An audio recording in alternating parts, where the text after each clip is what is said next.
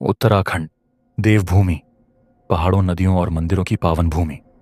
लेकिन इस पवित्रता के बीच कुछ जगहें ऐसी भी हैं जहां जाने की हिम्मत बहुत कम लोग कर पाते हैं।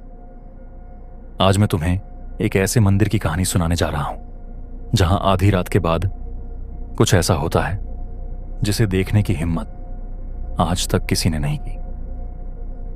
ये कहानी है उत्तराखंड के एक पुराने और वीरान मंदिर की, जिसे लोग डाकू मंदिर कहते हैं। गांव के बुजुर्ग कहते हैं कि यह मंदिर कभी बहुत प्रसिद्ध हुआ करता था। सैकड़ों श्रद्धालु यहां पूजा करने आते थे।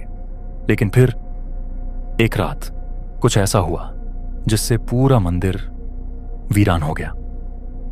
कहते हैं सालों पहले इस मंदिर में एक भयानक हत्याकांड हुआ था।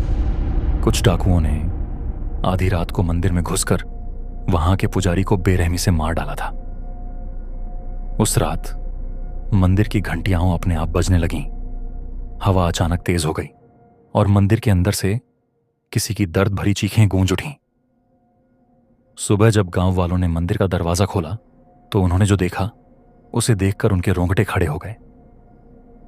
पुजारी की लाश मंदिर के ठीक बीचों बीच पड़ी थी और उनकी आंखें फटी की फटी रह गई थीं, जैसे उन्होंने कुछ बहुत ही भयानक देखा हो। आज कई सालों बाद भी इस मंदिर के बारे में कहा जाता है कि जो भी आधी रात के बाद यहां जाता है वो या तो पागल हो जाता है या फिर वापस ही नहीं आता। लेकिन कुछ लोग इन कहानियों को बस एक अफवाह मानते हैं। जैसे 3 दोस्त अजय, रोहित और नेहा। वे YouTube के लिए हॉरर वीडियो बनाते थे। जब उन्हें इस मंदिर की कहानी पता चली तो उन्होंने ठान लिया कि वे वहां जाकर इसकी सच्चाई का पता लगाएंगे। अरे भूत वूत कुछ नहीं होते, ये सब लोगों की मनगढ़ंत बातें हैं, अजय ने हंसते हुए कहा। लेकिन नेहा को यह आइडिया पसंद नहीं आया। उसे कहीं ना कहीं डर लग रहा था। लेकिन अब फैसला हो चुका था। उस रात ठीक 12 बजे वे तीनों उस मंदिर की ओर निकल पड़े। मंदिर बिल्कुल वीरान था। चारों तरफ अंधेरा और अंदर जाने का दरवाजा धीरे धीरे चरमराते हुए खुला। उन्होंने जैसे ही मंदिर में कदम रखा, अचानक ठंडी हवा का एक झोंका उनके चेहरे से टकराया। यह बस हवा है, कुछ नहीं होगा, अजय ने हंसते हुए कहा। लेकिन तभी मंदिर की घंटी अपने आप बज उठी। अब वे सच में डर गए थे। चलो वापस चलते हैं, नेहा ने घबराई आवाज में कहा। लेकिन अजय को अब भी मजाक सूझ रहा था। उसने अपनी टॉर्च मंदिर की मूर्ति की ओर घुमाई और तभी मूर्ति की आंखों से खून टपक रहा था। रोहित जोर से चिल्लाया, भागो!